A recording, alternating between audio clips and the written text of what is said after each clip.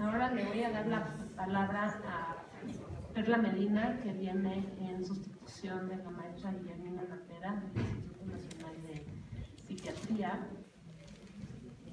La maestra Natera tuvo que ir a Oaxaca a hablar sobre drogas. Perla cuenta con una maestría en Antropología Social y actualmente está estudiando el doctorado en Antropología Social en la Escuela Nacional de Antropología e Historia, la ENA, con la tesis El narcotráfico y la migración ilegal como estrategias de reproducción social en jóvenes rurales en Guerrero.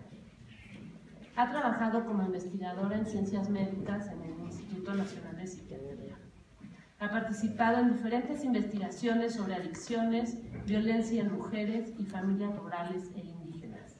Ha participado como ponente en congresos nacionales e internacionales, cuenta con publicaciones académicas sobre adicciones y familias, y hoy nos va a hablar sobre experiencia y reflexiones de vivir con consumidores de alcohol. Gracias. Bienvenida. Gracias, buenas tardes. Sí, se oye. Muy bien. ¿Ya se oye? ¿No se oye? No es inalámbrico así. Inalámbrico, sí.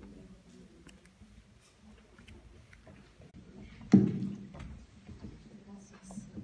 ¿Ya se oye? Ahora sí. Ahora sí. Pues antes que nada, una disculpa enorme. Hay un accidente en periférico que me retrasó un poco. Como ya dijeron, yo soy Perla Medina. Yo colaboro en el Instituto Nacional de Psiquiatría desde hace más de 10 años. Y he trabajado con la maestra Guillermina Natera el tema de las adicciones en la familia y el efecto que tienen estas, especialmente en las mujeres. Ofrezco una disculpa a su nombre. Ella tuvo que salir de emergencia a la ciudad de Oaxaca para representar al instituto, pero bueno, me mandó porque era importante para ella no dejar este espacio, ¿no? Bueno, vamos a empezar a hablar un poquito. La idea que tengo es mencionarles la experiencia que hemos tenido en el Instituto de Psiquiatría con el trabajo de mujeres indígenas atendiendo los problemas que tienen o que han presentado por el consumo de alcohol de sus parejas. Vamos a abordar 5 puntos de manera rapidísima. Si me pongo aquí, sí me veo de todas formas, ¿no? Es que soy chiquita. Bueno, como ya todos sabemos, el consumo de alcohol es un problema importante en el país. La última encuesta nacional de adicciones que se hizo en el 2011 refleja que hubo algunas variaciones en el patrón de consumo. Me interesa señalar nada más una cosa, que como ven en la tablita, el consumo diario en general, la primera tablita es en general, disminuyó de 1.4 a 0.8. El índice de bebedores consuetudinarios también fue similar y el porcentaje de dependencia se incrementó. Esto es lo importante. De 4.1 a 6.2 entre el 2002 y el 2011. Los consumidores altos se mantuvieron estables, creo que eso no aparece ahí. Y por sexo las tendencias son similares porque en el 2002 y en el 2011 la dependencia aumentó también en los hombres de 8.3 a 10.8 y en las mujeres se triplicó. El consumo consuetudinario en ellas se mantuvo estable y en las mujeres disminuyó. Estas cifras nos permiten saber que el consumo de alcohol sigue siendo principalmente masculino.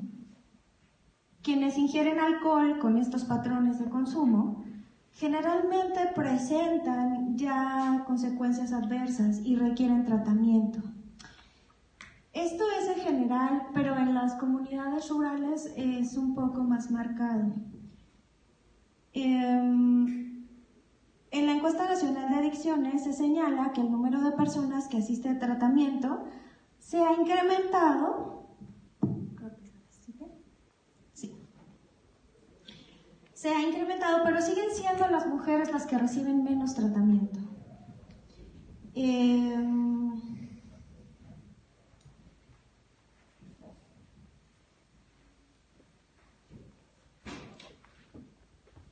Quienes asisten a estos tratamientos son principalmente en grupos de autoayuda o de ayuda mutua y también con especialistas. El tratamiento que ha sido más creciente en los hombres ha sido el tratamiento ambulatorio, pero como les decía, la asistencia de las mujeres en los servicios de tratamiento es bajo todavía y apenas el 6.8% de los usuarios identificados con dependencia son los que acuden a tratamiento. O sea, esto nos deja una población que tiene un problema serio de consumo de alcohol que está sin tratamiento. Aquí estamos viendo una situación nacional en la que pues, deberían estar más vinculados los servicios de atención a estos problemas con la población que los padece. Pero vamos a hablar no solamente del consumo de alcohol y de las consecuencias que tiene, sino de una carga extra que viene con el consumo de alcohol, que son los efectos negativos que no solo padece el bebedor, sino su familia. Y estas consecuencias no solo van en términos físicos, sino también psicológicos. Las familias que conviven con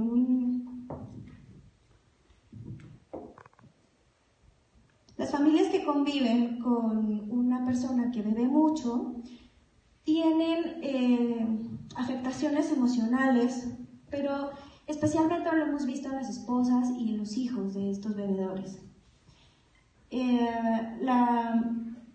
Padecen directamente las consecuencias del consumo, pero también se asume el papel de cuidar al bebedor y de responsabilizarse de las cosas que tiene que hacer el bebedor. Eso es lo que se ha visto, ¿no? La idea de la familia frente al consumo de alcohol o de otras sustancias, desde el Instituto de Psiquiatría, desde esta perspectiva, es esta. Las adicciones son un problema social y la familia no está preparada para eso. No se trata de culpar a la familia del consumo de alguno de sus miembros, sino de entenderlo como un problema que también la familia está padeciendo. Con esta preocupación, el instituto empieza una amplia investigación sobre... Le interesa conocer los efectos que tiene el consumo en las familias mexicanas y también la forma en la que las familias lo enfrentan. Después, se busca un modelo de intervención breve dirigido a los consumidores, luego se adapta este modelo de intervención y se adapta a la población rural indígena. Luego se evalúa la efectividad de la intervención y después, viendo si era efectivo o no, se busca diseminar el programa. Esto es básicamente de lo que yo les voy a platicar rapidito, como este proceso. Vamos con el punto de los efectos que tiene el consumo de alcohol en las familias mexicanas y la forma en que lo enfrentan. Junto con la Universidad de Birmingham, el Instituto de Psiquiatría empiezan a hacer una serie de investigaciones para saber cómo están padeciendo las familias este problema. Y encuentran que las familias que tienen un bebedor excesivo de alcohol están muy estresadas, están muy tensas. Y por tensión entendemos las situaciones de vida de una persona que se perciben como amenazantes y alteran su bienestar físico y emocional. En el caso de las adicciones, la tensión se origina a partir de experiencias desagradables que enfrenta la familia y que son consecuencia de vivir con un consumidor excesivo, sumadas a otras complicaciones como son las dificultades económicas de la vida, que son tan frecuentes, y generan emociones como enojo, preocupación, impotencia, desesperanza, culpa, tristeza. Hay síntomas físicos que se manifiestan como el dolor de cabeza, cansancio, falta de apetito, falta de sueño. Y Y estas familias viven en un estado de incertidumbre que también genera tensión y que da lugar a que aparezcan una serie de conflictos al interior de la dinámica familiar.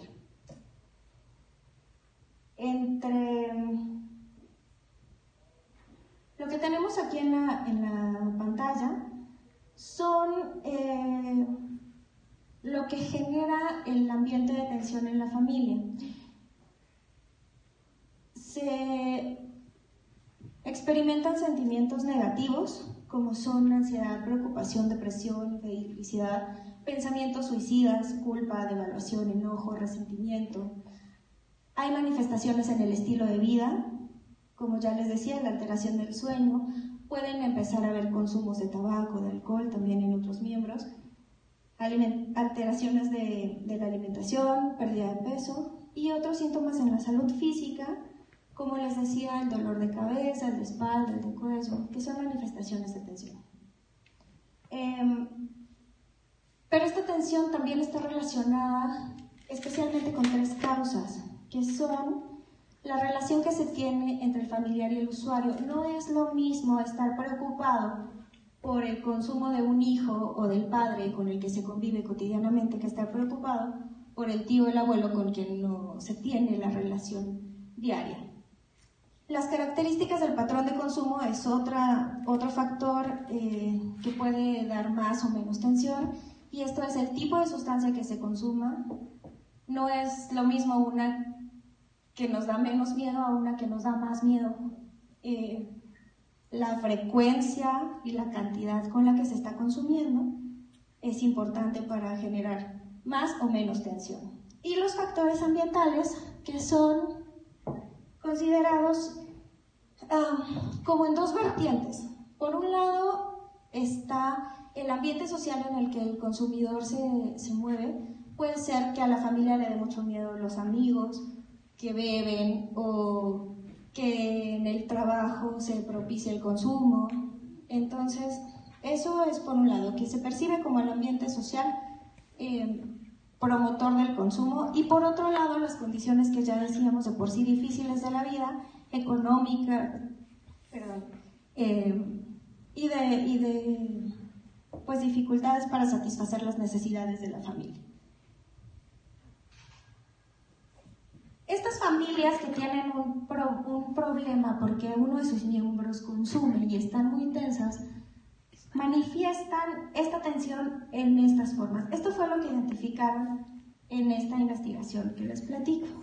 Entre los descuidos y las perturbaciones en la familia, nos referimos a cuando la familia tiene falta de atención a los problemas de las actividades cotidianas por estar pensando en el consumo del bebedor. Se descuidan las necesidades personales y familiares, la convivencia familiar y laboral, justo por estar pensando en la situación. Los cambios de humor y agresión se refieren a las respuestas que da cada miembro de la familia frente al consumidor. Esto puede ser que de pronto haya enojo, haya desesperación, tristeza, violencia, reacciones exageradas frente al consumo.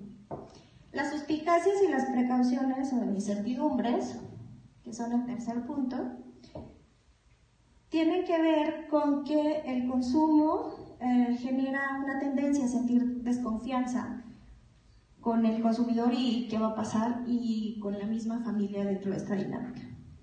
Y los cambios en los sentimientos hacia el usuario tienen que ver con pues que de pronto al papá muy querido ya se le ve con resentimiento, enojo, lástima, coraje, menosprecio, odio, reproche, todo junto, a veces nada. La incertidumbre sobre cómo actuar con el usuario, pues es también que la familia se pregunta constantemente qué hacemos, cómo lo tratamos.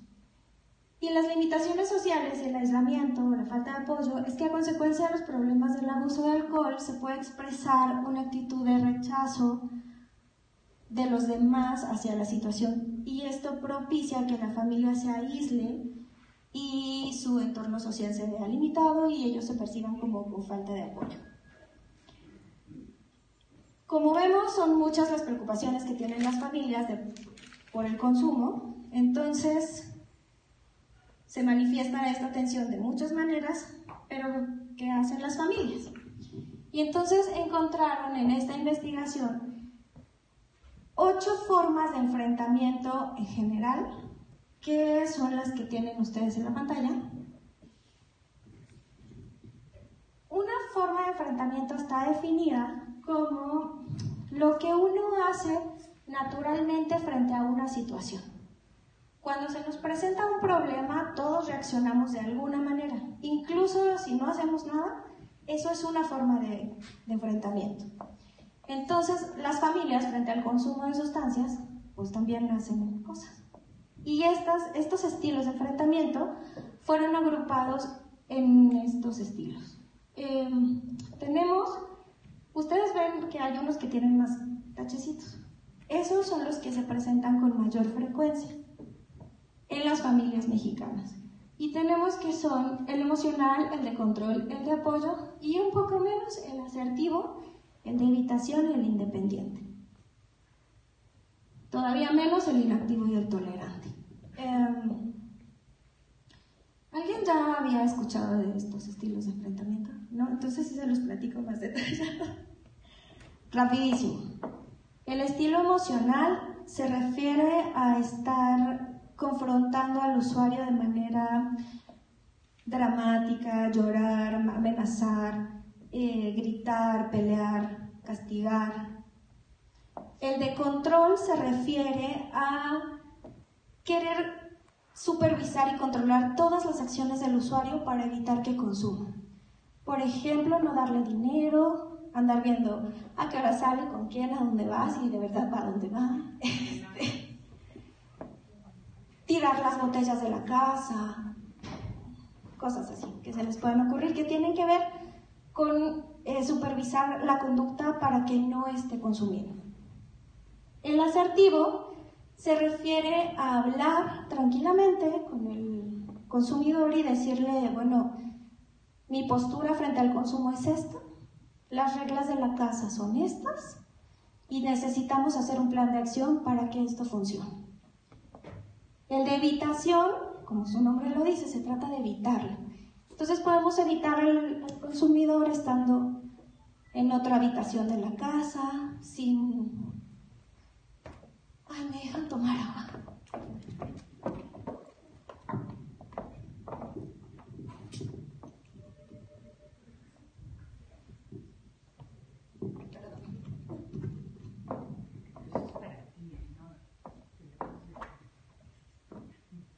¿Qué me puedo llevar? El agua ahí. Ah, pero es que aquí se cae.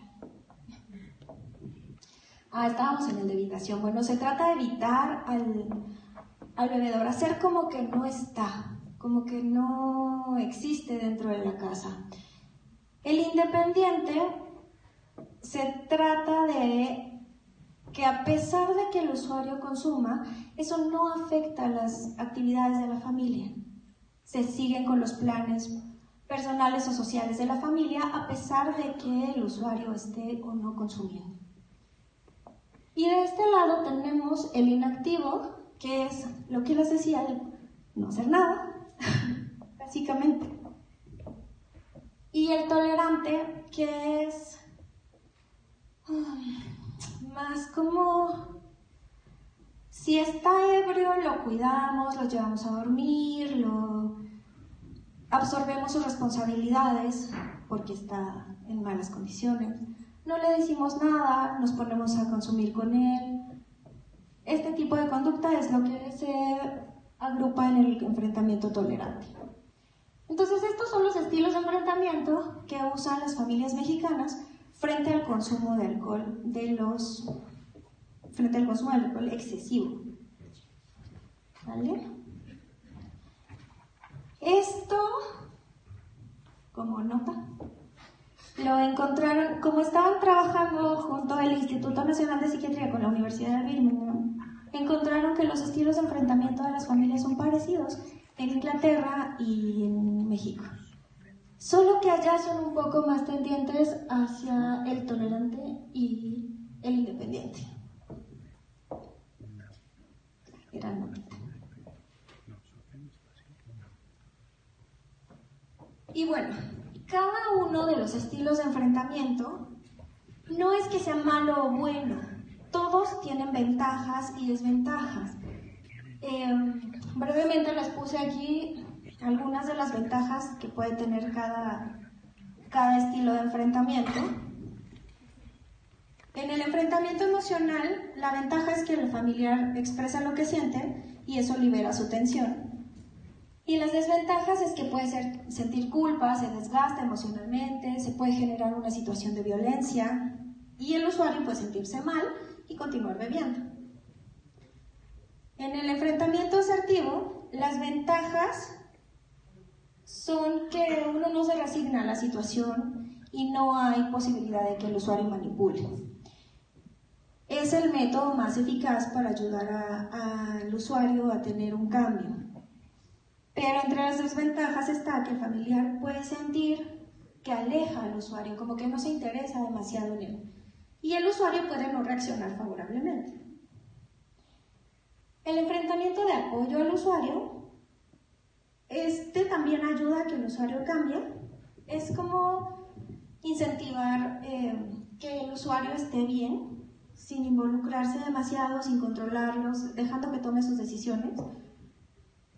Esto hace sentir a los familiares que no lo rechazan, pero también es una línea muy delgada para saber cuándo se está apoyando y cuándo ya se está absorbiendo el control sobre el usuario. Y el usuario puede igual no responder. El inactivo es una forma que puede ser más realista de enfrentar esta situación. Y ayuda a los familiares a ser más independientes, pero siguen descontentos con la situación, porque no están haciendo algo. Y justo por eso hace sentir que no están haciendo nada para cambiarlo, ¿no? El enfrentamiento de control, aquí el familiar sí siente que está haciendo algo, y que puede haber esperanzas de cambio, pero eso puede causar resentimiento en el usuario y tratar de controlar la conducta del otro es muy desgastante también y frustra si el esfuerzo no da resultados. El enfrentamiento evitador ayuda a sentir menos tensión y más control sobre uno, pero el usuario puede sentirse aislado y eso puede agravar el consumo. El tolerante ayuda a que no se generen discusiones y a crear un ambiente sin conflicto, pero el familiar puede sentir que se está abusando de él, como que el familiar aguanta todo y que no están solucionando el problema, más bien que ayudan a mantener el consumo. En el enfrentamiento independiente, este enfrentamiento nos da la ventaja de manejar la tensión y la ansiedad, porque el familiar puede hablarlo, puede proteger a los otros miembros de la familia de no ser arrastrados como en la dinámica de estar pendiente solamente del consumidor, pero también pueden sentir los familiares que están rechazando al usuario y que no están haciendo todo por ayudar. Que en las familias mexicanas esto de pronto sí pesa como sentir que están abandonando a uno de sus miembros. Con todo esto que les platico, se desarrolló un modelo de intervención que tenía por objetivo ayudar a las familias a entender que sí pueden hacer algo por su bienestar, más allá de modificar el consumo en el usuario. Si el usuario consume o no, no importa, lo que se busca es que el familiar pueda estar mejor. Por lo tanto, este modelo de intervención se enfoca en la familia y no en el usuario. No se trata de hacer cosas para ayudar a que el usuario ya no consuma, modificarlo, sino buscando el bienestar del familiar. Se basa en el paradigma teórico del estrés, enfrentamiento, salud, que básicamente es esto. Hay que orientar la atención a la gente en su contexto. No utilizar criterios de victimización y de enfermedad. Por eso les decía al principio que se entiende como que las adicciones son un problema social y de salud que la familia resuelve como otros problemas de salud. El énfasis del modelo de atención está en cómo se enfrentan las situaciones. Y siendo así, existen posibilidades de cambio porque podemos modificar los estilos de enfrentamiento que hacemos. Se entiende a las familias como personas normales en una situación anormal, en una situación problemática. Y esto pues es otra forma de pensar la misma situación del consumo en la familia.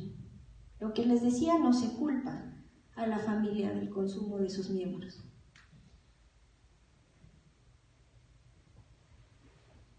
El modelo es una intervención breve que tiene 5 pasos y más o menos cada paso puede desarrollarse en una sesión, a veces más, a veces menos. No se necesitan lugares especiales ni expertos profesionales y permite a todos los familiares ayudarse, incluso al usuario, si está dispuesto. Estos son los 5 pasos del modelo de intervención. El paso 1 consiste en escuchar al familiar de una manera empática, que el familiar pueda expresar todo lo que le está sucediendo, todo lo que está sintiendo y cuál es el problema que está percibiendo. En función de eso, proporcionar la información que sea necesaria. Por ejemplo, si una madre está preocupada por el consumo de su hijo, porque bebe mucho, y el orientador o terapeuta le dice que el consumo de alcohol es muy malo y su hijo se va a morir, eso lo único que hace es aumentar su tensión, porque el consumo no está dependiendo de la madre. Si por ella fuera, pues el hijo no consumiría. Pero entonces necesita dársele la información adecuada para no minimizar el problema, pero también para que ella pueda entender el proceso de adicción que está pasando su hijo y el que no solamente él necesita una atención, sino también ella. Como les decía, la parte más dura del modelo de intervención se trata de analizar los estilos de enfrentamiento, cómo esta madre o el familiar dentro de esta atención ha actuado frente al consumo, cuáles son las situaciones que han pasado y qué ha hecho.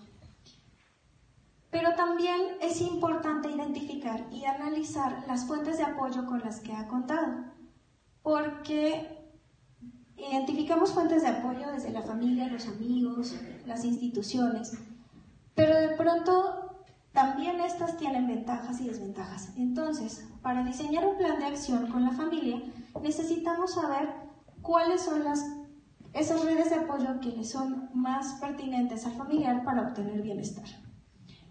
Y en caso de ser necesario, pues hay que referir al familiar a un tipo de atención más especializada. A grandes rasgos, este es el modelo de intervención que se desarrolló en el instituto, que se adaptó a la población mexicana y en particular a una población indígena rural en el estado de Hidalgo, que es población otomí, ñañú. ¿Y por qué ahí? Pues porque había creo que ya bajó un poco, un alto índice de consumo de alcohol y una alta mortalidad por cirrosis hepática relacionada con el consumo de alcohol. Entonces el consumo de alcohol era un asunto ahí latente y nos fuimos a Hidalgo a probar este modelo de intervención.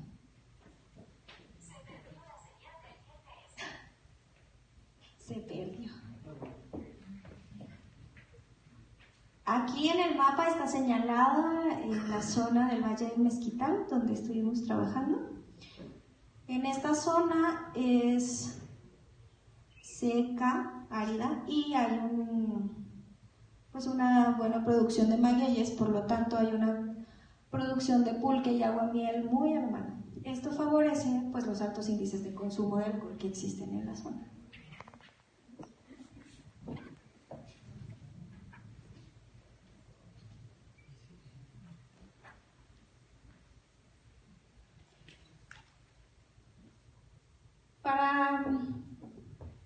Para poder hacer esto, de llevar la intervención allá, primero hubo que hacer un estudio etnográfico para ver cómo podría recibirse la intervención. Y yo no estaba en ese proceso en el instituto todavía, pero me cuentan que fue toda una complicación porque había que consultar a la asamblea. Estos pueblos se rigen por la asamblea comunitaria. Entonces había que pues, preguntarles a ellos si podía entrar el modelo. Y los hombres dijeron que no, porque ellos no iban a cambiar. Nadie iba a cambiar y qué riesgo que les cambiaran a las mujeres. Después de muchas idas a campo y de estar ahí, de ganarse la confianza de la gente, empiezan a decir que sí. Pero había una contradicción en la información, porque mientras los informantes, o sea, el delegado y las autoridades de la comunidad decían que el consumo de alcohol era un problema fuerte, la gente de la comunidad decía que no había tal problema. O sea, había otros, pero el alcohol no. Y entonces en la investigación se preguntaban por qué esta contradicción de la gente que está viendo la misma comunidad. Y pues entre las cosas que llegaron a pensar fue que no querían ser criticados, no había la suficiente confianza para reconocer un problema de consumo de alcohol, o ya había una normalización del consumo y por lo tanto no se asumía un problema, era una parte cotidiana de la vida.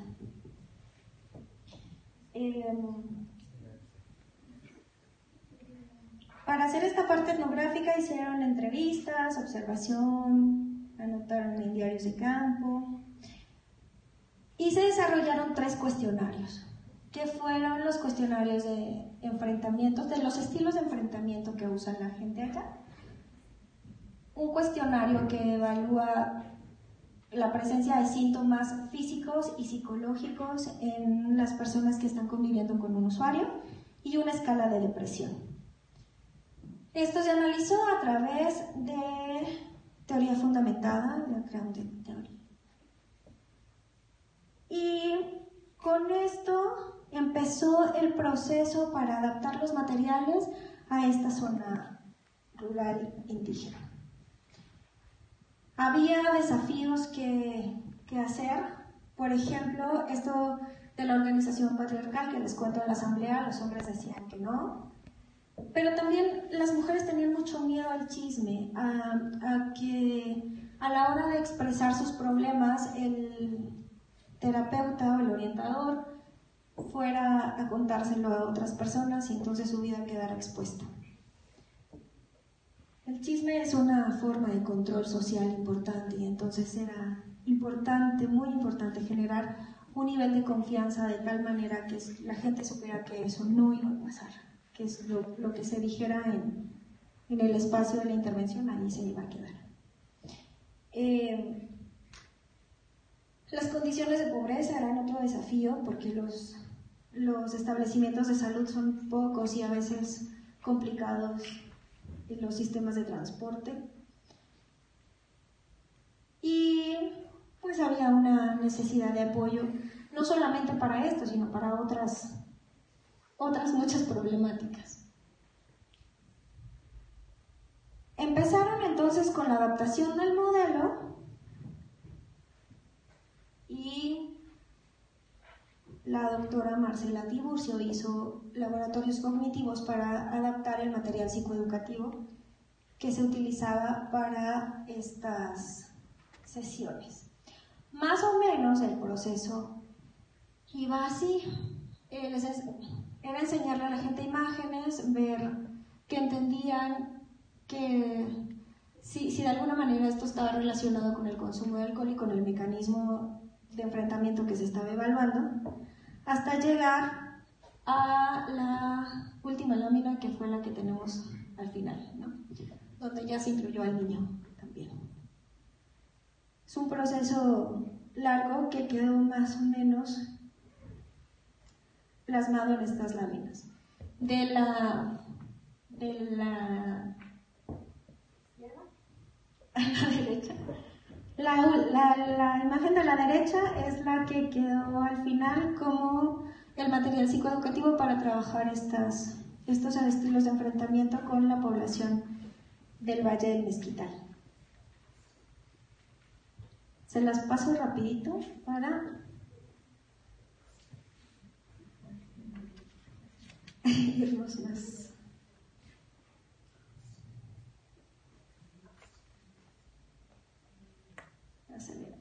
Bueno, y entonces se aplica y evalúa el modelo de intervención en esta zona.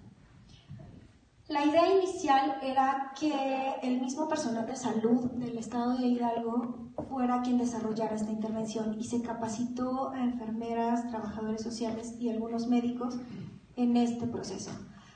Pero resulta que tenían todos los compromisos del mundo porque empezaban a evaluar a los centros de salud para inscribirlos en el programa de Seguro Popular. Y entonces tenían muchísimo trabajo y tenían que cubrir con determinadas demandas que tenía el Seguro Popular. Por ejemplo, que la consulta no durara más de 15 minutos. Siendo así, pues ellos no podían aplicar este modelo de intervención y entonces tuvimos que mandar gente especialmente a aplicarlo. Más o menos las sesiones se desarrollaban así. Había que utilizar mucho material visual porque había muchas personas que no sabían leer, escribir o incluso hablar perfectamente bien el español y tenían que expresarlo a través de dibujos. Esa intervención de las que ya les platiqué. Estos son algunos de las frases que tenemos de las sesiones. Antes, o sea, en la primera sesión y en la última que tuvimos. Y más o menos son los estilos de enfrentamiento que se utilizaban. Por ejemplo, la señora Carmen al principio gritaba y peleaba con su esposo y al final decía, ya lo vi que está enojado, pues así lo dejo, ya se le pasa. Entonces ahí se puede ver que se movió de un enfrentamiento emocional a uno que será. De los que les dije. Asertivo. Beatriz decía, siempre ha sido así, yo no voy a ser feliz hasta que él deje de tomar. Y al final decía, pues es su gusto, ya lo sé, pero a mí no me vuelve a hacer nada, porque a ella la golpeaba el esposo cuando estaba ebrio. Y si lo intento, voy con el delegado. Después de eso también decía, al fin que él ya vio que vienen las psicólogas y ya sabe que nos están defendiendo. También hay un movimiento de estilo de enfrentamiento. Mientras ella usaba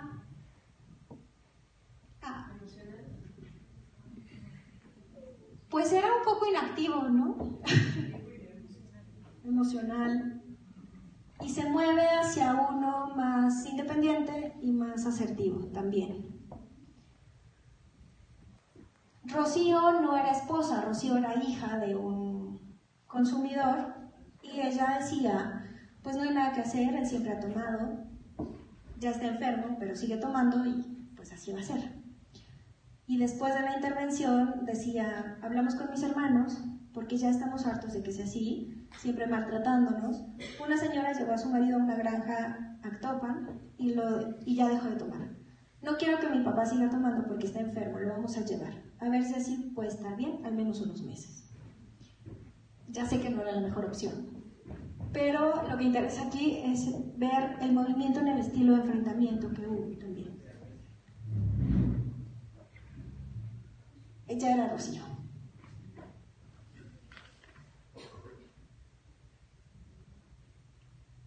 Y pues más o menos así eran las sesiones con las mujeres en Hidalgo. Como les decía, una parte importante del modelo de intervención es la identificación de apoyos en diferentes niveles. Beatriz, por ejemplo, decía, mis hijos nunca me han dejado, son muy buenos, y ahí estaba reconociendo una fuente de apoyo. Pero que yo vaya a contarle a alguien, a platicar mis cosas, no, porque luego lo van a andar diciendo. Entonces ahí también está refiriendo a una falta de otro tipo de apoyos. Al final decía, mis hijos ahora me apoyan, que también lo decía al principio. Puedo ir con el delegado, yo le digo a él, ¿ya viste cómo viene la psicóloga a visitarme todos los días? Es por todos los apoyos que le están dando a las mujeres, así que pórtate bien. Me gusta ir a ver a mi hermana, a ella le puedo platicar. Y entonces también ya está identificando otras fuentes de apoyo, incluso más formales, ¿no? Rocío al principio decía, me siento sola, no platico con nadie, no quiero que se enteren de mi vida. Y al final decía, me gusta mucho platicar con mi hermano, que está en Estados Unidos. A él sí le puedo contar cómo de mis hijas, cómo de mi esposo, me apoya. Yo soy muy reservada y no ando por ahí hablando con todos. No me gusta hablar con la gente, pero así estoy contenta. A pesar de que no iba a tener todos los amigos del mundo, ella sí identifica algunos recursos de fuentes de apoyo. Y al final, esta intervención se aplicó en 30 mujeres. Se entrevistaron y se aplicaron los cuestionarios a 60. A todas se les ofreció la posibilidad de tomar la intervención, pero por cuestiones de traslados, principalmente, solo 30 culminaron el proceso de intervención. Y los otros solamente pedimos pues, que nos contestaran los cuestionarios nuevamente una vez que habíamos terminado con la intervención en las otras mujeres. Y encontramos esto, la sintomatología física que habían estado presentando al principio, en las mujeres con intervención bajó de una manera importante, de 11.7 a 5.9, y en las mujeres que no habían recibido la intervención aumentó. Más o menos esto fue en un periodo de 3 meses, el que nos tardamos entre la primera aplicación de los cuestionarios y la segunda. En la sintomatología psicológica pasó más o menos lo mismo. También disminuyeron los síntomas psicológicos y aumentaron en las mujeres que no habían recibido la intervención.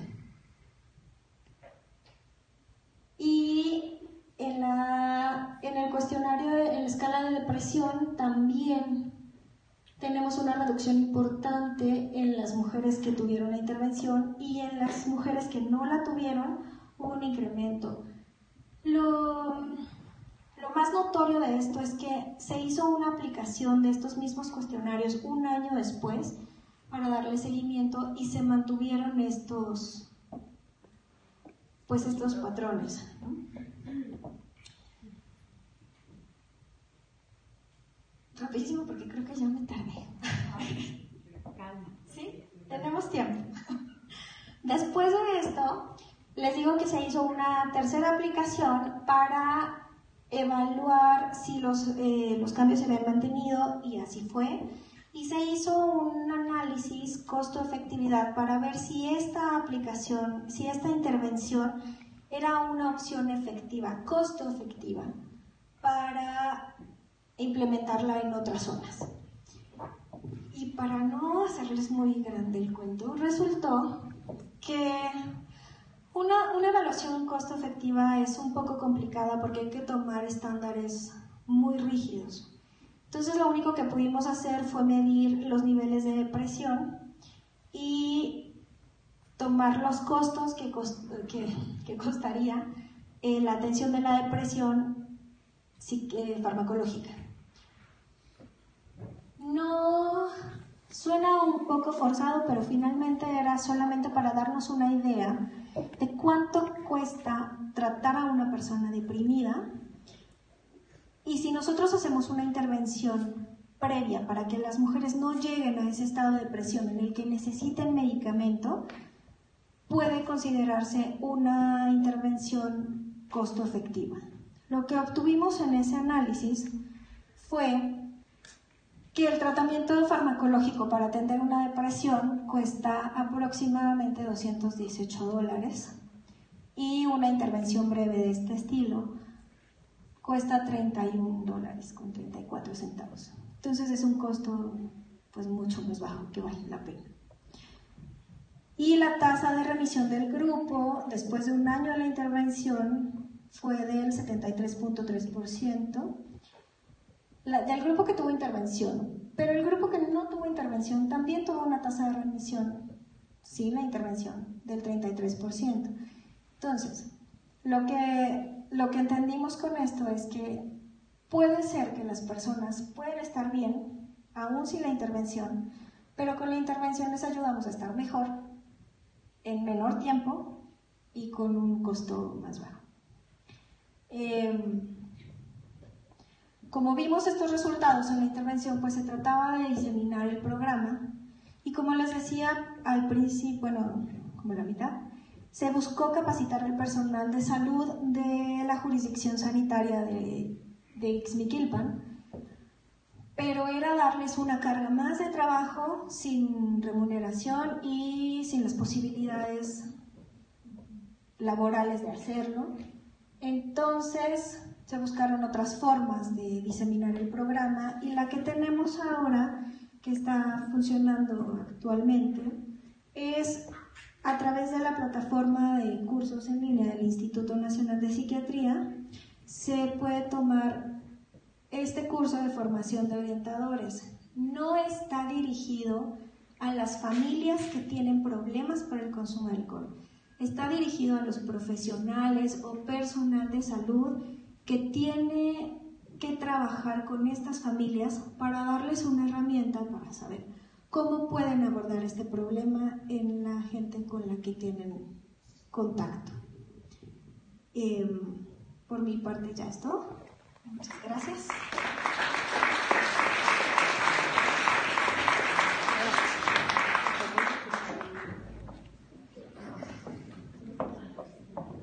¿Preguntas?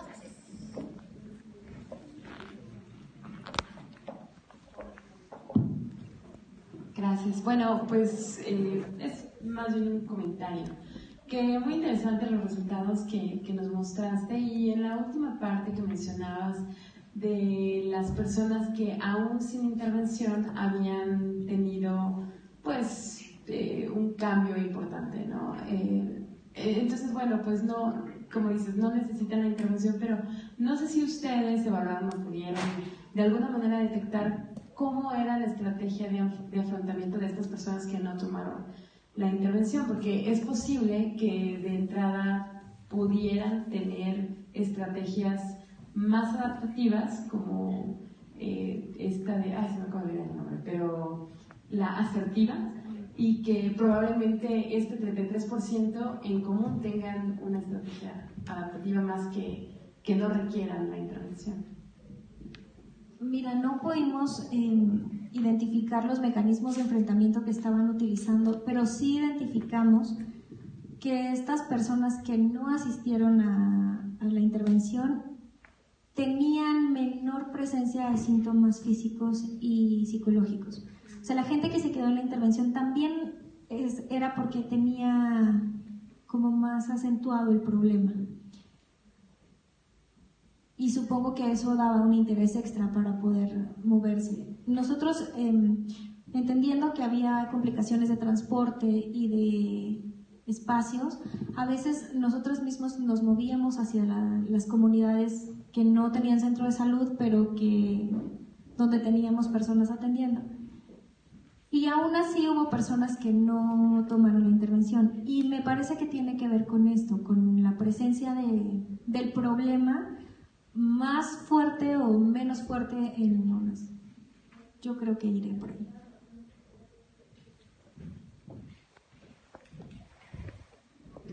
Bueno, yo creo que la intervención asertiva, pues a mí me parece muy buena, una de las mejores.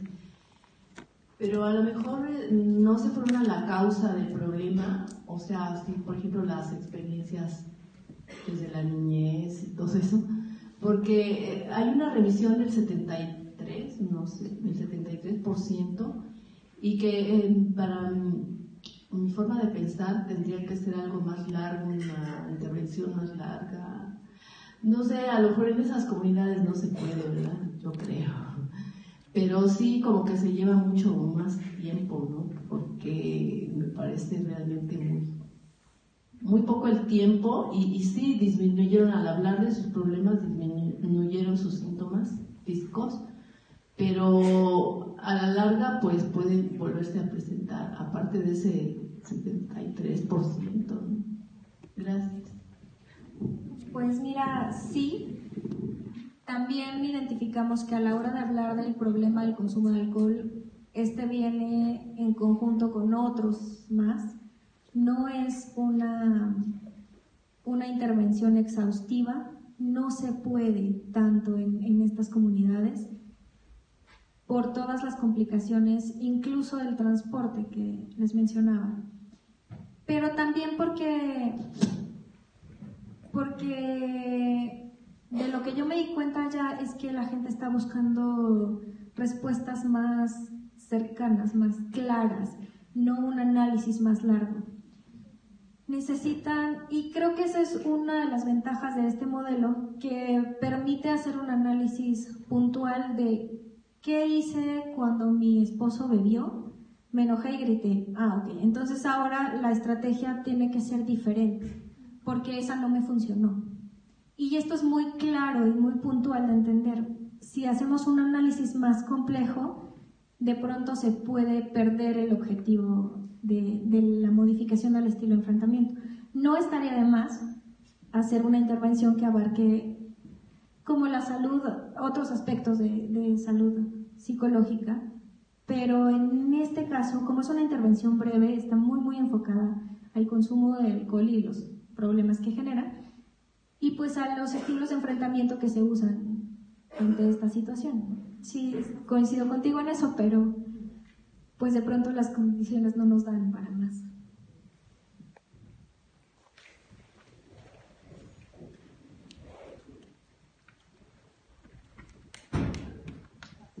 Yo tengo una pregunta y dos comentarios. La pregunta es si se hizo alguna evaluación, digamos, posterior, digamos, en mayor tiempo, o sea, 1 año o 2 años después de la intervención para ver qué pasó. Y los otros dos son los comentarios. Uno, digamos, me parece que hace falta tener una perspectiva más relacional, tanto del proceso de alcoholización y de lo que significa la alcoholización, digamos, en las comunidades, para que las intervenciones tengan sentido para la comunidad y no sea algo que uno, desde una visión, desde otro lugar totalmente distinto, llegue a imponer, digamos, la perspectiva de uno. Y eso, digamos, definitivamente afecta a los resultados de las intervenciones, ¿no? Porque la gente, claro, responde positivamente al momento de la intervención, pero después, digamos, se diluye. Y lo otro, digamos, bueno, lo otro también es pensar, digamos, que la perspectiva relacional en términos de las personas que son atendidas en la intervención. Porque quizás, a la medida que la mujer, por ejemplo, se empodera de alguna manera, quizás se vuelve objeto de violencia también, por parte de los hijos, ¿no? Digamos, porque estás cambiando de alguna manera esa pauta relacional. Bueno. Y el otro comentario es esto de las políticas que necesitamos a nivel nacional de salud mental, que tengan que ir a las comunidades, ¿no? O sea, es muy preocupante lo que dices, que el instituto tuvo que tomar sus propios recursos para generar la intervención, pero los médicos, las enfermeras, las trabajadoras sociales, o digamos los agentes comunitarios que habían allí, digamos, no se apropiaron de la intervención y del proyecto, ¿no? Y entonces allí uno piensa, bueno, tampoco hay un actor comunitario que sea el responsable de la salud mental de esa comunidad, digamos. Entonces, en la medida en que ya no hay, digamos, quien le dé seguimiento a esto, se va, ¿no? Entonces, más allá de una intervención, que me parece muy relevante, valiosa, digamos, el asunto es como tener intervenciones estructurales de política pública que logren ir hasta allá, porque si logra ir Coca-Cola y Bimbo, ¿por qué no logramos que la salud mental sea una prioridad también para los médicos, digamos, ¿no? Contestando a tu pregunta, sí hubo una tercera medición, que fue la de 1 año. Después, la que nos permitió hacer la evaluación costo-efectividad, donde salió que la tasa de remisión era el 73%. Los efectos se mantuvieron después de los estilos de enfrentamiento y la reducción en los síntomas se mantuvieron. Pero creo que tienes toda la razón. Te voy a contar una experiencia. Yo fui una de las personas que estuvo trabajando el modelo en las comunidades, y cuando estaba en una comunidad ya entró un programa que no sé si ustedes se acuerdan, se llama Vamos por 1 millón de kilos. Era un programa para combatir la obesidad en el país, y entonces la dinámica era que a la gente de la comunidad tenía que bajar de peso, y los kilos que bajaran en la comunidad se los reintegraba el gobierno en granos: arroz, maíz, frijol. Y entonces llegaron las dietas que tenían que seguir, dietas hechas por las nutriólogas de la Universidad Iberoamericana, donde decían que había que desayunar fresas con queso cottage.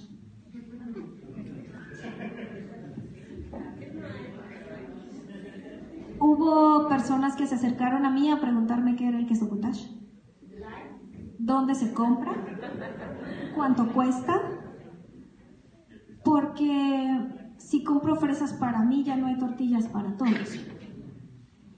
Y entonces se deja de ver los recursos con los que sí cuenta la comunidad, como toda la gama de insectos que comen, que son nutritivos y que no estaban considerados en la dieta, todos los productos del maguey que obtienen, los nopales que hay en exceso. Se pierde de vista esto al implementar una política pública a nivel nacional y dar la pauta de que se siga esta dieta estandarizada, ¿no? Pero eso no era lo más grave del asunto, es que había niñas, adolescentes que tenían un grado de desnutrición importante, y la gente de la comunidad las presionaba porque todos tenían que bajar de peso. A pesar de que las enfermeras decían, no, es que ella no tiene que bajar de peso. Pero la gente de la comunidad se decía, todos colaboramos, todos tenemos que bajar de peso porque necesitamos muchos kilos de grano. Y esto, no sé, por ejemplo, en el Seguro Popular les daban medicamento para la atención a la salud mental, porque sí hay un módulo de atención a la salud mental, pero tiene psiquiatras, está saturado, y lo único que hace es dar seguimiento al medicamento que se receta. Cuando la noción de salud psicológica en ellos está relacionada con otros factores, por ejemplo, el espíritu, y no son compatibles con los sistemas de salud alópata que están, a los que tienen que acudir para poder tener el recurso de oportunidades o del seguro, ¿no? Entonces encontrábamos en las barrancas un montón de medicamento psiquiátrico tirado, porque ellos iban por el medicamento pero no se lo tomaban. Solamente era para darle seguimiento al programa. Y además de eso, de pronto había casos más graves donde, por ejemplo, en una comunidad que se llama Cieneguilla, está retiradísima de Ixmiquilpan, había un chico que estaba enfermo de los nervios, y él fue con el médico y le dio un medicamento psiquiátrico, pero en su concepción de salud él tenía que tomar espíritus, porque lo que tenía era un problema de que alguien le había hecho mal. El problema es que los espíritus son unos jarabes que están hechos con alcohol, y a la hora de mezclarlo con el medicamento psiquiátrico, el chico se convulsionó. Este tipo de cosas también pasan porque, pues, como que están desvinculadas las nociones de salud en ambos frentes, ¿no? Esto pasa también con estas intervenciones. O sea, de pronto parece que hacer una intervención psicológica es ir y llegar a imponerles. Y yo particularmente te puedo decir que esta en especial me gustó porque no es así. Se trata de llegar a preguntar qué tienes y desde dónde lo estás entendiendo para en función de eso ver cómo lo puedes hacer de diferente manera. El orientador no dice mucho más que como el análisis de los estilos de enfrentamiento. Es como, mira, este es el estilo que puedes estar usando tú. ¿Qué otra cosa podrías hacer? Y entonces le enseñábamos las láminas de los otros estilos de enfrentamiento y en función de eso era, ¿con cuál te sentirías más a gusto? ¿Qué podría pasar si hicieras este otro? Y la decisión finalmente recaía en la persona. Coincido contigo en la parte de la noción relacional. El consumo de alcohol es un fenómeno social. Pero finalmente, desde el ámbito de atención psicológica que estamos manejando, la persona solamente tiene el poder de decidir sobre lo que ella hace. Entonces, darle ese poder sí hace modificaciones y sí nos generó en algunas ocasiones problemas de violencia, porque al empoderarlas, como bien dices, había la reacción del esposo que decía, pues, ¿qué te pasa? ¿Qué te están diciendo? ¿Qué te me está saliendo de...? Sí, no, pues ¿qué pasó? Incluso tuvimos un caso muy extremo donde el señor llegó a querer golpear a la señora, pero traía un machete. Entonces la señora agarró un palo y le dijo, tú a mí no me vuelves a pegar nunca. Y le aventó el palo en la cabeza. El señor se enojó, pero al momento no supo qué hacer. Entonces la señora se salió porque dijo, me da miedo que este me persiga con el machete, y se fue a la casa de una vecina. Al otro día los hijos le estaban llamando diciéndole que no, que tenía que regresarse a la casa con el papá porque él era su esposo, su marido, y él era su cruz y ella tenía que estar ahí. Pero finalmente eso también representa un reto para ella, como, bueno, ¿y ahora de qué manera enfrento esta situación? ¿No? Y ella buscó diferentes apoyos en la comunidad religiosa y con los representantes de la asamblea también. Entonces, pues de alguna manera estuvo bien que se presentara en ese momento para que ella pudiera echar mano de otros recursos, de otros apoyos. Nadie le dijo que usara esos, ella lo pensó y desarrolló su propia estrategia. Y pues al final, después de un año, estaba viviendo en su casa. Decidió que su esposo tenía que tener una habitación aparte y una entrada independiente, lo pidió a sus hijos y esa fue la manera en la que solucionó el conflicto de violencia que tenía con el esposo, por ejemplo. ¿Alguna?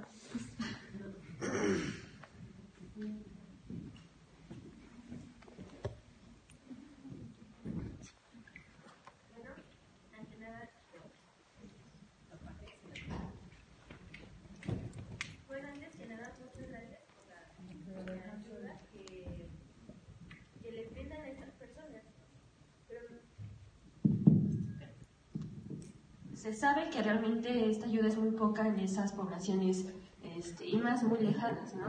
Que la canalización es casi nula y la información menor. Mi pregunta es, ¿cómo ve esta misma intervención, pero aquí en México, en la ciudad?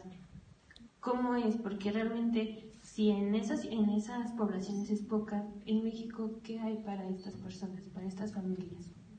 Pues en la Ciudad de México hay otras opciones, afortunadamente. Están los grupos de Alcohólicos Anónimos que ayudan, que tienen espacios para las familias también, me parece que son... ¿Ven? Se lo saben. Está el CAF también. Hay otras opciones. Me parece que esta intervención se probó aquí en la Ciudad de México primero y después se adaptó a poblaciones rurales, pero finalmente en la ciudad hay otros recursos de atención a la salud mental de los que se puede echar mano, ¿no? ¿no? También hay más atención privada en materia psicológica, psiquiátrica, que en estas comunidades. Sí hace falta, pero nos hace falta en todo el país. Pues no es nada más que en estas comunidades rurales, es un poco más marcada la diferencia.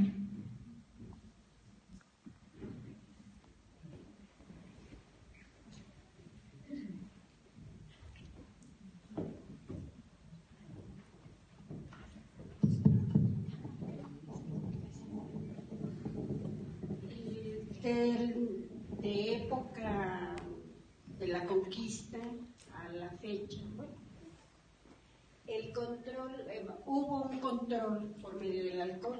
De hecho, se decía que no se tomaba alcohol anteriormente. En la conquista se empezó a ingerir el alcohol como una forma también de control.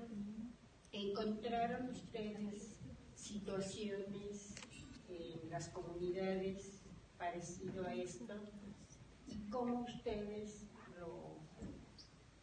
lo manejaron?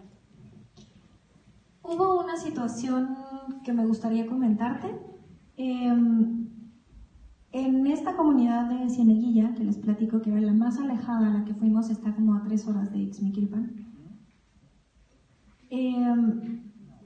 Justo porque está alejada, tiene la ventaja de estar un poco aislada. Entonces decidieron en la comunidad que ya había demasiados borrachos.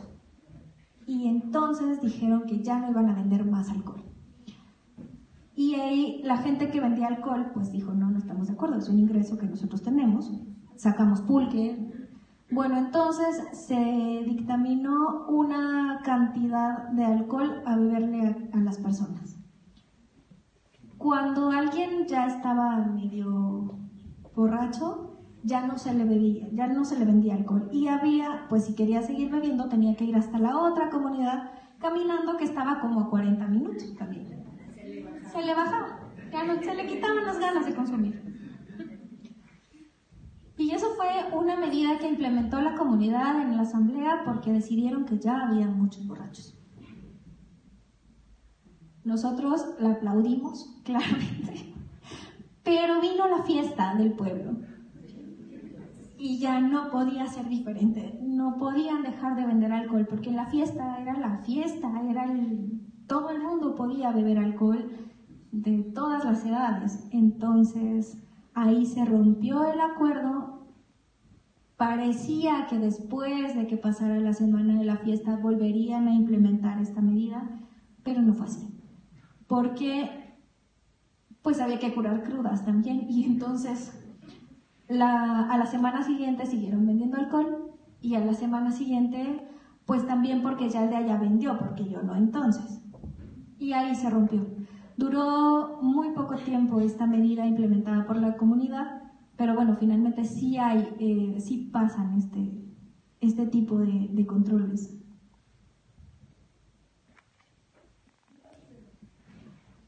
Hola, mira, yo tengo una duda. ¿Qué tanto antes de implementar este tipo de programas, ustedes en las comunidades justamente han hablado de lo que es el alcoholismo como enfermedad?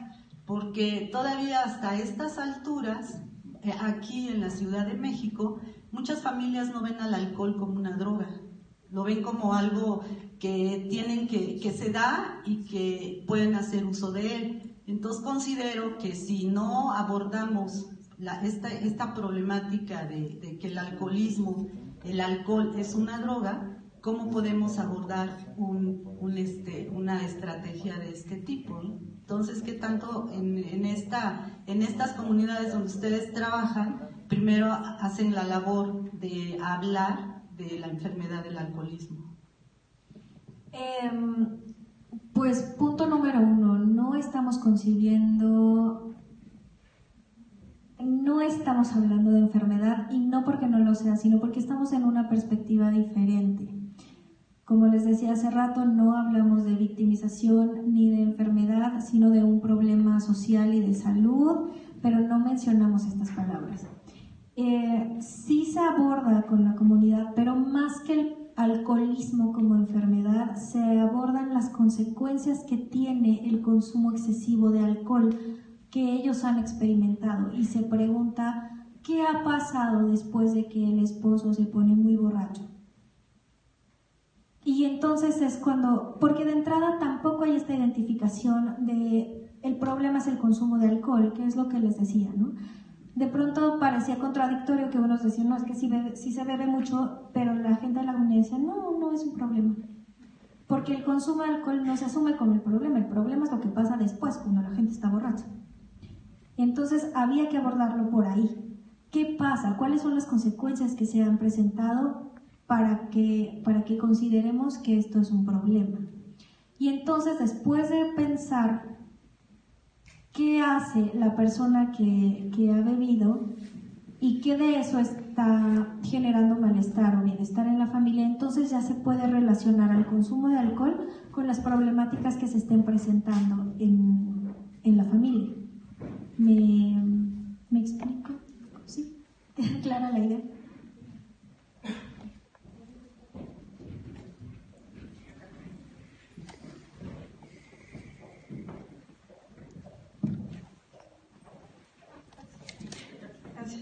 Buenas tardes.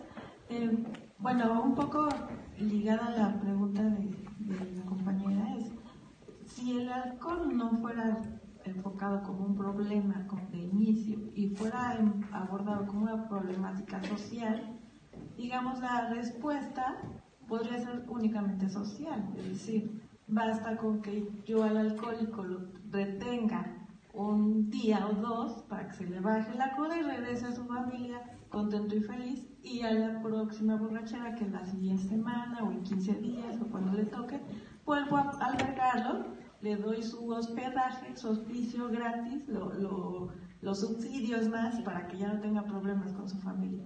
Creo que por ahí está perdiéndose un enfoque bastante valioso, que en realidad es el de salud.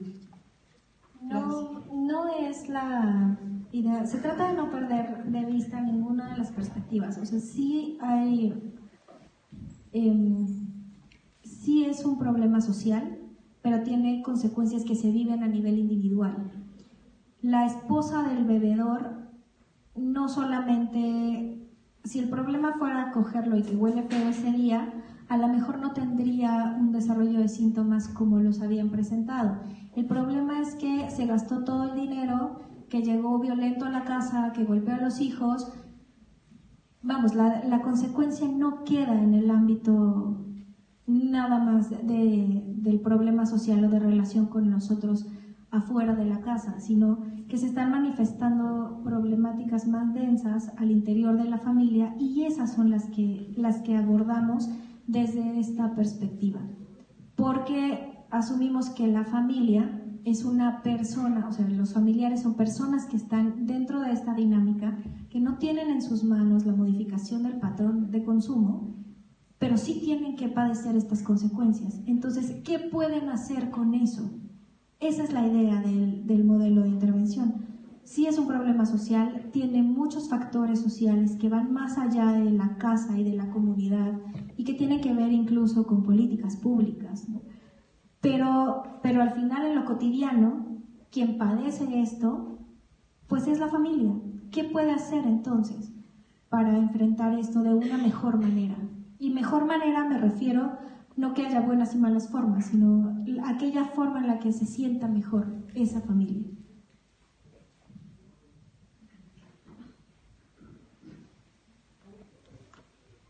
Buenas tardes.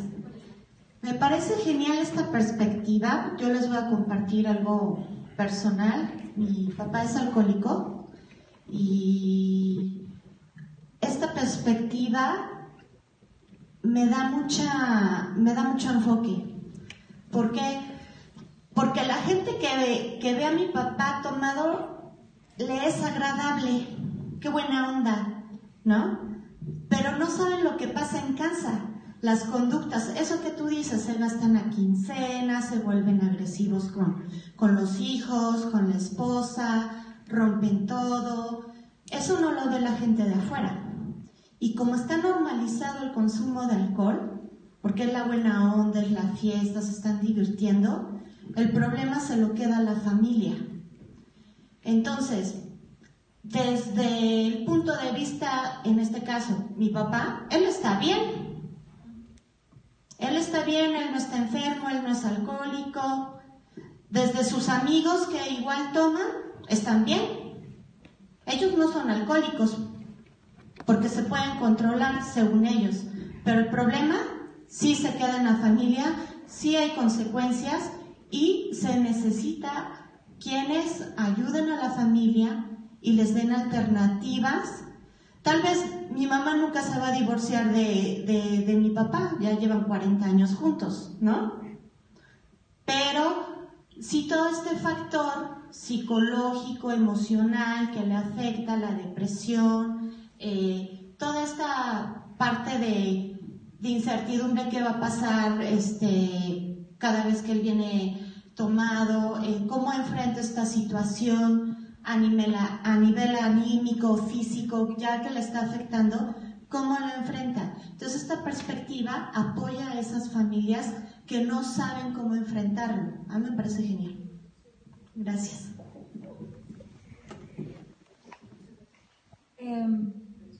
Sí, nada más un comentario. A mí también me parece genial, por eso fui a Hidalgo a implementarla. Y más con el trabajo ya al interior de las familias, es notorio el cambio que se da en los estilos de enfrentamiento.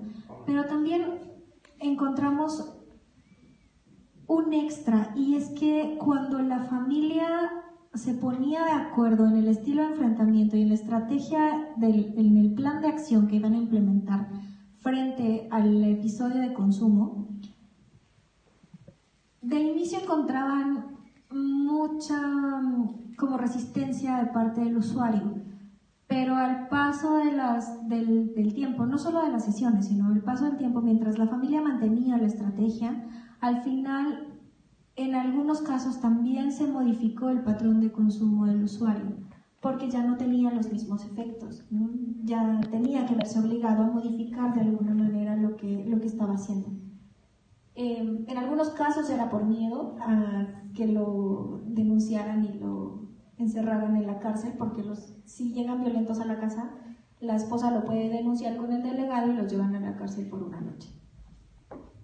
Pero pues eso ya era amenaza suficiente en algunos casos para modificar el patrón de violencia al menos. Y en otros casos el hecho de generar dinámicas familiares menos emocionales favorecía también que el usuario redujera su consumo, que eso fue un extra que vimos también. No era el interés del modelo, pero también pasó. Hola, buenas tardes. Felicidades primero por el trabajo que están haciendo, que yo creo que es una parte fundamental para erradicar todo este mal que nos está afectando como nación y como sociedad, ¿no? Mi pregunta va enfocada principalmente, yo llegué cuando estabas hablando sobre la depresión, los niveles o grados de depresión.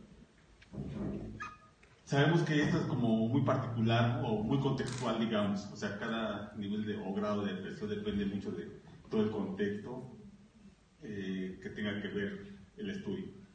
¿O cómo construyeron ustedes, o si tienen algo que nos puedan decir de los niveles que encontraron ustedes para medir esto? O sea, ¿cuáles indicadores o no sé, o sea, cómo medían esto de quién es más, o sea, qué gente o qué familia o qué familiar del enfermo tienen mayor o menor depresión? Eso no lo investigamos. Para medir los niveles de depresión usamos una escala que ya existía, solamente se adaptaron los reactivos para que fuera entendible en la población a la que se llevó, pero no identificamos quién de la familia estaba padeciendo más depresión. Hubiera sido una buena idea, pero no pasó.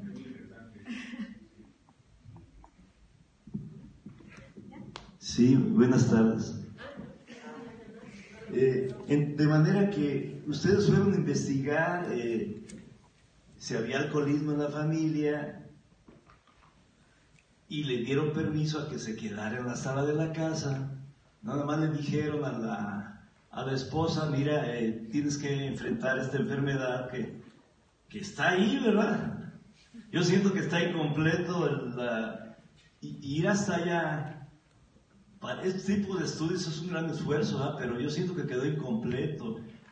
La educación al alcohólico, etcétera, son muchas cosas.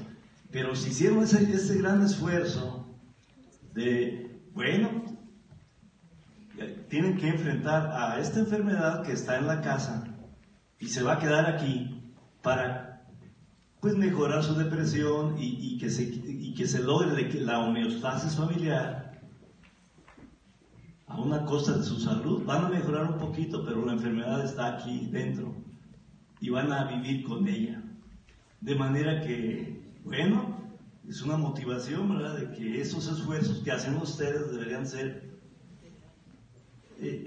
enfocarse a la causa multifactorial. Ese es sí, esos esfuerzos hacerlos más productivos, ¿sabes? Quisiéramos también. Mira, no fue solo así, me costó mucho tiempo y mucho trabajo poder acercarse a las comunidades y pasar a la sala de las casas.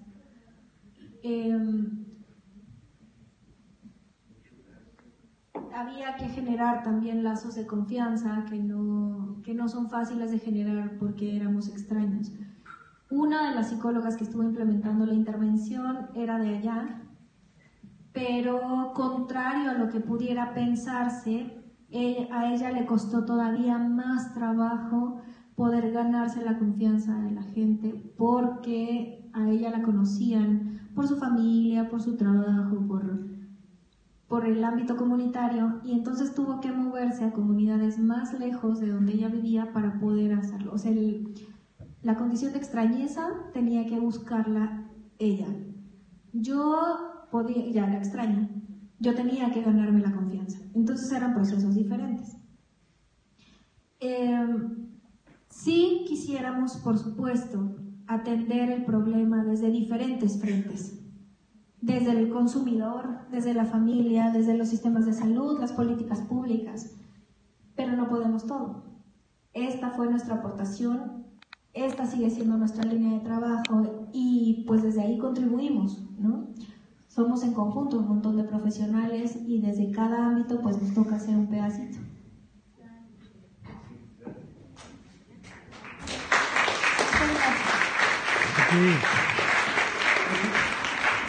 Pues tenemos ahora un receso, regresamos a las 3:30 para escuchar al doctor Roberto Mercadillo, sí, hablar sobre sustancias inhalables y población callejera, una perspectiva emocional. Entonces, vayan a comer, nos vemos al ratito, 3:30. Gracias. Ya está, puedes pasar.